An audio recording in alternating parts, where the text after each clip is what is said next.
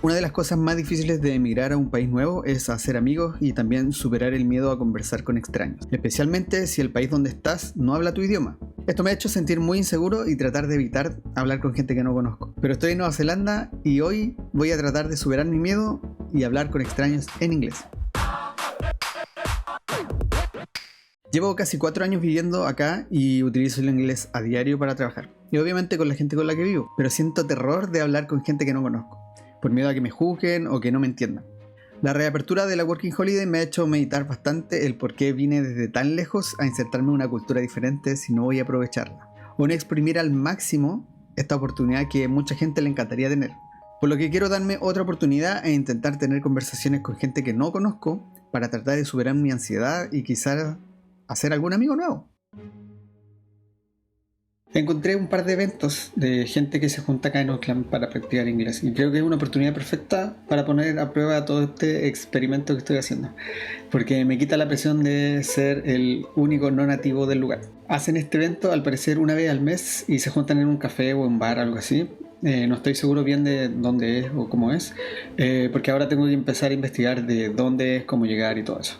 Voy a ser sincero, estoy un poco ansioso, así que ojalá me vaya bien y deseenme suerte. Ya, acabo de llegar. Estoy afuera del lugar. No sé si tengo muchas ganas de hablar con gente, la verdad. Estoy muy nervioso. Así que ahí les voy a contar cómo me va. El evento fue anoche. No me sentí como confiado, con ganas de conversar con gente. Me puse súper nervioso. La gente era súper simpática y todo, pero no me sentí bien. Creo que ayer el inglés no fluyó como debería haberlo hecho. A pesar de que iba con todas las ganas de que funcionara. Hay días que son buenos y días que son malos. Y justo ayer fue un día malo. Inglés 1, Ariel 0.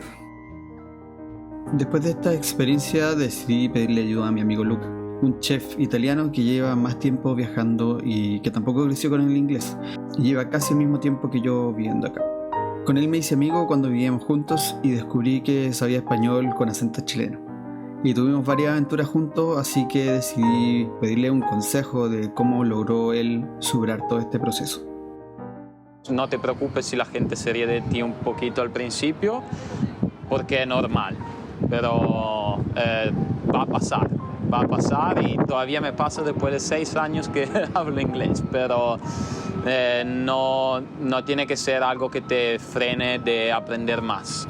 Me alejé un poquito de todo lo que eran los italianos, en mi caso, que hablaban mi mismo idioma, y me metí de cabeza a tratar de aprender inglés en ese caso, o chileno o español.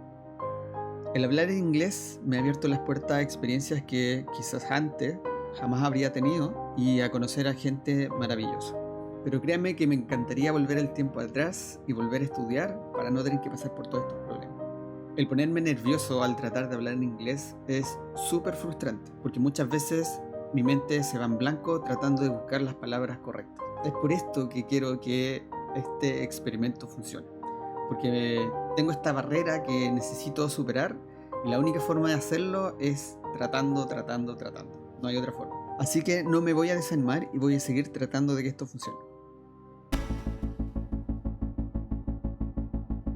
Encontré otro grupo de gente, pero esta vez gente que quiere practicar español, para tratar de entender la otra parte de la historia. Y gracias a eso me di cuenta de que no estoy solo. Nueva Zelanda tiene una gran cantidad de gente de todos lados del mundo, con diferentes idiomas y todos tratando de convivir y comunicarnos de la mejor forma que podemos. Yo sé que a pesar de que las palabras no salen tan fluidas como me gustaría, aún así puedo comunicarme y siento que la gente hace el esfuerzo de tratar de entender. Gracias a esto he abierto mi mente a un mundo que quizás jamás hubiera conocido.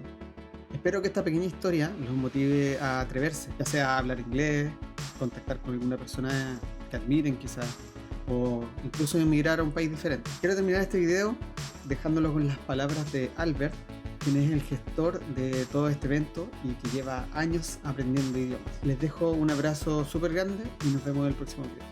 Mi consejo es seguir aprendiendo, porque claro, al principio no vas a entender mucho, al principio vas a entender casi 20%, algunas palabras y de frases.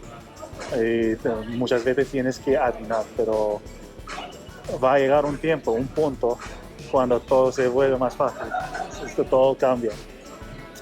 Tienes que esforzarte más, esforzarte y seguir con lo que estás haciendo. Y ya.